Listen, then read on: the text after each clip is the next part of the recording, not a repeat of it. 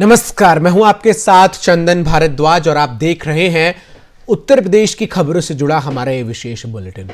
Samajwadi party प्रमुख अखिलेश यादव भी उत्तर प्रदेश विधानसभा चुनाव में प्रत्याशी बन सकते हैं। सूत्रों के मुताबिक समाजवादी पार्टी प्रमुख अखिलेश यादव आजमगढ़ की गोपालपुर विधानसभा सीट से चुनाव लड़ने की तैयारी कर रहे हैं। अभी अखिलेश यादव आजमगढ़ से सांसद हैं। हालांकि इससे पहले 1 नवंबर को खुद अखिलेश यादव ने मीडिया के सामने बयान दिया था कि वो इस बार विधानसभा चुनाव नहीं लड़ेंगे। अखिलेश यादव के इस ऐलान ने तब सबको चौंका दिया था। सपा प्रमुख अखिलेश यादव अगर यूपी विधानसभा चुनाव लड़ते हैं तो उन्हें लोकसभा की सदस्यता छोड़नी पड़ेगी। अखिलेश यादव फिलहाल आजमगढ़ सीट से लोकसभा सांसद हैं। इससे पहले चुनावी मैदान में उतरने के सवाल पर अखिलेश यादव यही कहते आए हैं कि उन्हें पार्टी के निर्णय पर चुनावी मैदान में उतारा जाएगा। लेकिन जब से बीजेपी ने योगी आदित्यनाथ को गोरखपुर शहर सीट से चुनावी मैदान में उतारा है, तब से बीजेपी लगातार अखिलेश पर यह बोलकर हमलावर है कि क्या अखिलेश यादव चुनाव लड़ेंगे या नहीं। ऐसे में अब अखिलेश यादव के भी विधानसभा चुनाव लड़ने की खबरें सामने आ रही है। आने वाले कुछ दिनों में इस बात पर अंतिम मोहर लग सकती है। तो एक बार फिर से अखिलेश यादव के विधानसभा चुनाव लड़ने की जो खबरें हैं उसको जोर मिलता हुआ नजर आ रहा है। समाजवादी पार्टी से जुड़े कई सूत्र जो हैं वो इस बात की जानकारी देते हुए नजर आ रहे हैं कि अखिलेश यादव आजमगढ़ से विधानसभा का चुनाव जो है वो लड़ सकते हैं। गोपालपुर सीट से वो प्रत्याशी बन सकते हैं। लगातार जिस तरीके से इस वक्त उत्तर प्रदेश में समाजवादी पार्टी और भारतीय जनता पार्टी आमने सामने है, ऐसे में बीजेपी ने अपनी पहली लिस्ट जारी करते हुए जब योगी आदित्यनाथ को गोरखपुर शहर से भारतीय जनता पार्टी का उम्मीदवार घोषित कर दिया तो इस बात पर मुहर लग गई कि योगी आदित्यनाथ जो हैं वो विधानसभा चुनाव लड़ रहे हैं। इसके बाद अब भारतीय जनता पार्टी के तमाम नेता समाजवादी पार्टी से इस बात को लेकर लगातार सवाल कर रहे हैं कि अखिलेश यादव क्या चुनाव लड़ेंगे, अखिलेश यादव क्या चुनावी मैदान में होंगे।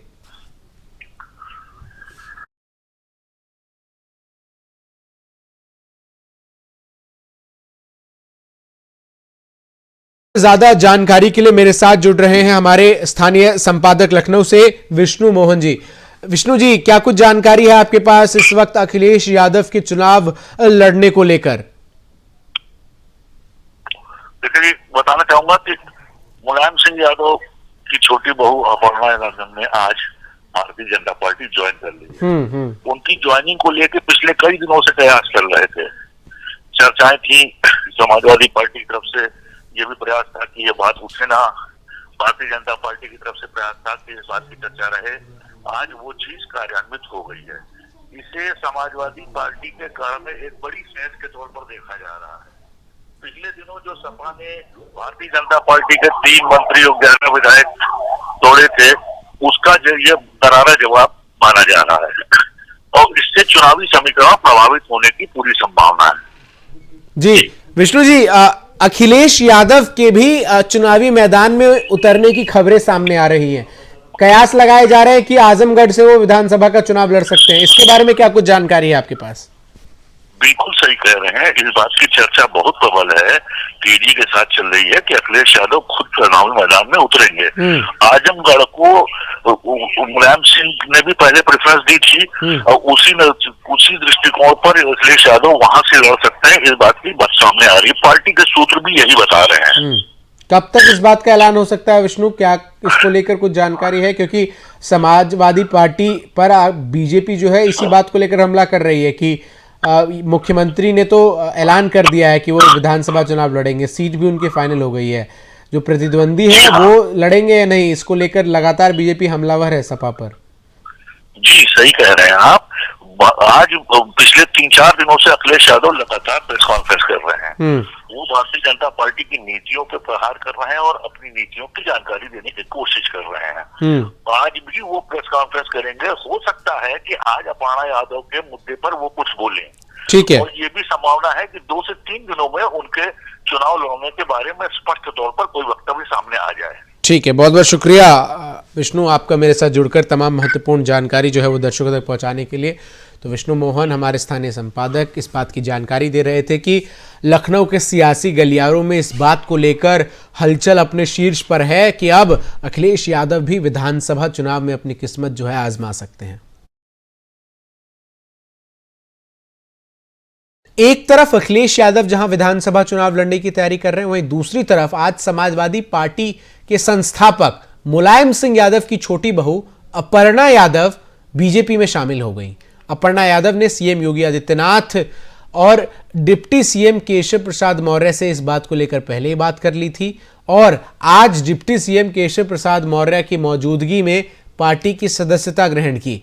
आपको बता दें कि मुलायम सिंह के छोटे बेटे प्रतीक यादव की पत्नी अपर्णा यादव ने योगी आदित्यनाथ इस बात को लेकर कयास लगाए जा रहे थे कि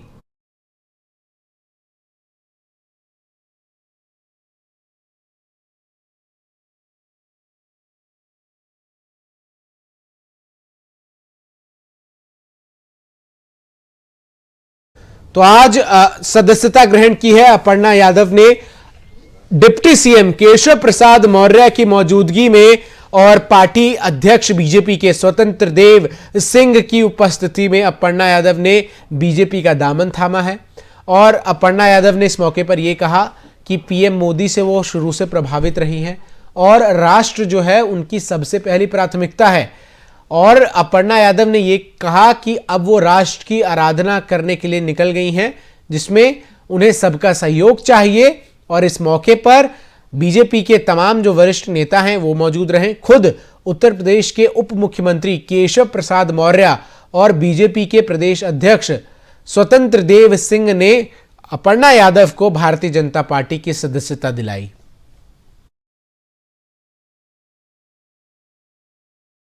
पश्चिम बंगाल की मुख्यमंत्री ममता बनर्जी अब उत्तर प्रदेश में बीजेपी को हराने के अभियान में कमर कसती हुई नजर आ रही हैं।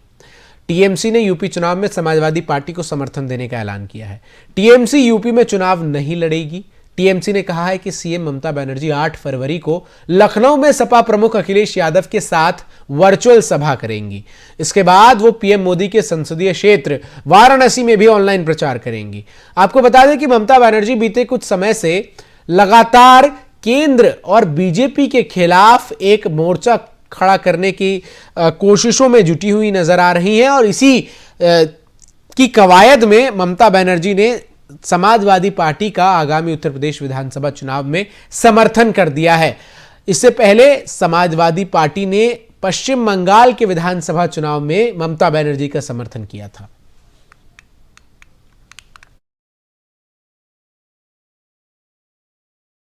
यूपी चुनाव के पहले और दूसरे चरण की 6 सीटें छोड़कर बाकी सभी पर प्रत्याशी घोषित कर चुकी बीजेपी अब तीसरे और चौथे चरण के प्रत्याशियों के चयन के लिए दिल्ली में मंथन कर रही है।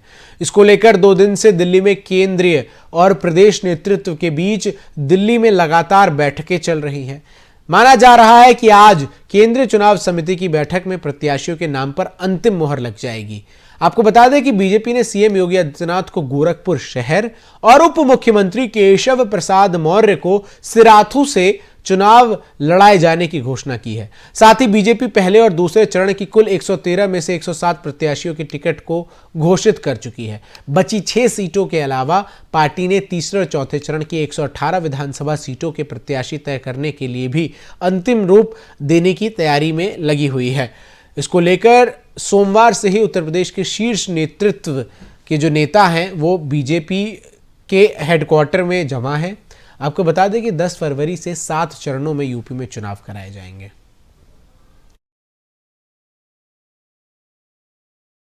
यूपी विधानसभा चुनाव 2022 के पहले चरण में पश्चिमी उत्तर प्रदेश की 58 सीटों पर 10 फरवरी को मतदान होना है।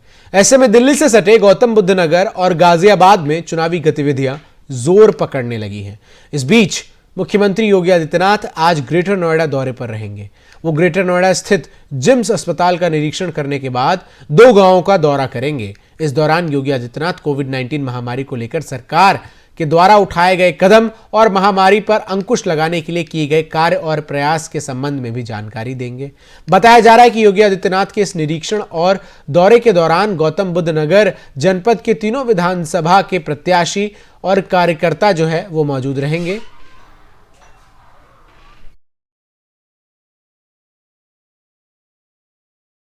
उत्तर प्रदेश में अखिलेश यादव की समाजवादी पार्टी को केंद्रीय चुनाव आयोग ने बड़ी राहत दी है। चुनाव आयोग ने समाजवादी पार्टी को उसकी सभा में कोविड प्रोटोकॉल उल्लंघन के मामले में चेतावनी देकर छोड़ दिया है। यानी चुनाव आयोग ने इसे पहली गलती मानकर पार्टी पर कोई कार्रवाई नहीं करने का फैसला लिया है। अब कोई कड़ी कार्रवाई न करते हुए चुनाव आयोग ने समाजवादी पार्टी को चेतावनी देते हुए कहा है कि यह पार्टी का पहला उल्लंघन था। ऐसे में पार्टी भविष्य में और ज्यादा सावधान रहे और चुनाव के दौरान सभी मौजूदा मानदंडों और दिशा निर्देशों का पालन करे।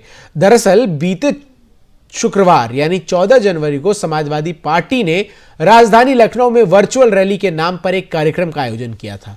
इस कार्यक्रम में योगी सरकार में मंत्री रहे स्वामी प्रसाद मौर्य समेत बीजेपी के कई विधायकों ने अखिलेश यादव की मौजूदगी में समाजवादी पार्टी का दामन थामा था।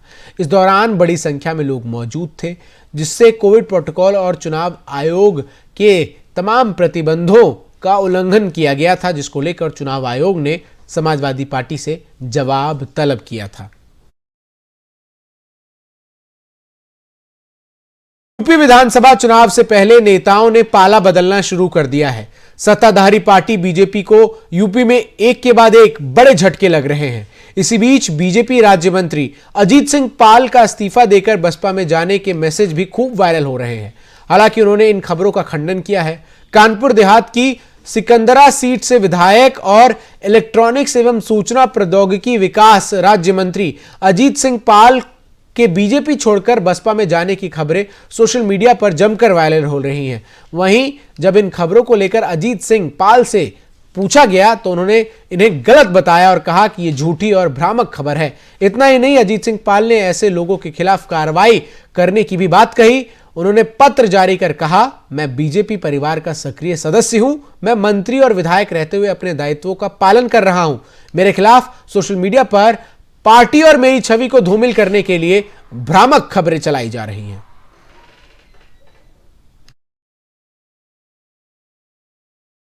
उत्तर प्रदेश विधानसभा चुनाव की गहमागहमी के बीच पार्टी टिकट न मिलने से नाराज नेताओं के बागी तेवर सामने आ रहे हैं। इसी कड़ी में अब मथुरा से भारतीय जनता पार्टी के नेता एसके शर्मा ने पार्टी से इस्तीफा दे दिया है। मांट विधानसभा सीट से टिकट कट जाने पर शर्मा ने बीजेपी पर कई आरोप लगाए। उन्होंने कहा कि बीजेपी में राम नाम की लूट मची है, कोई विचारधारा नहीं है, ईमानदारी तो कोसों दूर हो गई है। आपको बता दें कि सर्वेश्वरी सदन में आयोजित पत्रकार वार्ता में मांट विधानसभा से टिकट न मिलने से एसके शर्मा ने कहा कि वो सन 1980 से राष्ट्रीय स्वयंसेवक संघ से जुड़े हुए हैं और बीजेपी को मजबूत बनाने के लिए अपना सर्वस्व न्योछावर कर दिया। तन मन धन सब कुछ उन्होंने स्वाहा कर दिया। मांट विधानसभा से इस बार मेरा 1.25 लाख वोट प्राप्त करने का लक्ष्य था। बीते 5 सालों में ऐसा कोई गांव, नगल, मौजा, कस्बा नहीं बचा जहां मैंने अपनी पकड़ न बनाई हो।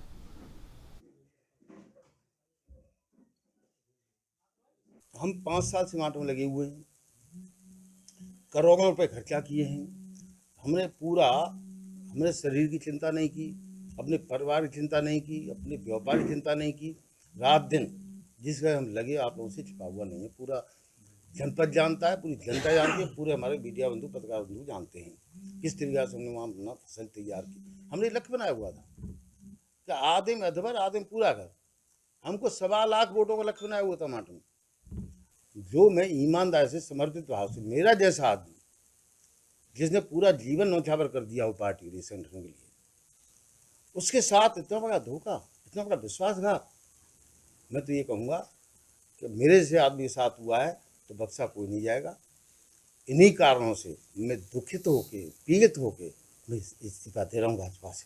हम बिजनौर सदर सीट से बसपा के टिकट पर चुनाव लड़ रही पूर्व विधायक रुचि वीरा के खिलाफ जिले में आचार संहिता के उल्लंघन का पहला केस दर्ज हुआ है। पूर्व विधायक और उनके 9 समर्थकों को नामजद करते हुए 100 अज्ञात आरोपी बनाए गए हैं। पुलिस ने रिपोर्ट दर्ज कर कार्रवाई शुरू कर दी है। आपको बता दें कि मंडावार थाना क्षेत्र सैफपुर बांगड़ में रविवार की दोपहर बसपा उम्मीदवार रुचिविरा प्रचार करने गई थी। यहां किसी ने फोटो ली और ये फोटो पुलिस तक पहुंच गई। पुलिस ने बिना अनुमति जनसभा किए जाने के मामले में मंडवार थाना में रिपोर्ट दर्ज कर ली है, जिसमें बसपा उम्मीदवार रुचिविरा और उनके समर्थकों पर बिना अनुमति जनसभा करने, आचार संहिता का उल्लंघन करने और महामारी अधिनियम का उल्लंघन करने का आरोप है। पुलिस ने जनसभा के फोटो और वीडियो जुटा लिए हैं। जिले में आचार संहिता के उल्लंघन का ये पहला केस दर्ज हुआ है।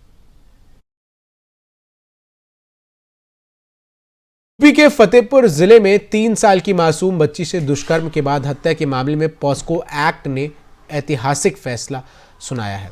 पॉस्को कोर्ट ने फैसला सुनाते हुए कहा कि पॉस्को कोर्ट के जज ने 90 दिनों के भीतर मामले की सुनवाई करते हुए अभियुक्त दिनेश पासवान को फांसी की सजा सुनाई है। मामला खागा कोतवाली क्षेत्र के सुजरी गांव का है, जहां 15 अक्टूबर को 3 साल की बच्ची की रेप के बाद हत्या कर दी गई।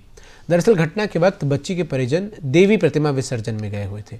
तब दोषी दिनेश पासवान ने बच्ची को अपने कमरे में बुलाकर रेप के बाद उसकी हत्या कर दी। दोषी दिनेश ने बच्ची के शव को कमरे में रखे बिस्तर के नीचे दबा दिया और काफ़ी देर तक जब बच्ची का पता नहीं चला तो परिजनों ने खोजबीन शुरू कर दी और बच्ची का शव कमरे से बरामद हुआ। मामला अलग अलग समुदाय का होने के कारण गांव में माहौल गर्मा गया। सूचना पर पुलिस अधिकारी मौके पर पहुंचे और घटना की छानबीन के बाद दोषी को गिरफ्तार कर जेल भेज दिया गया। पुलिस ने इस मामले में 7 दिनों के भीतर चार्जशीट कोर्ट में दाखिल की थी।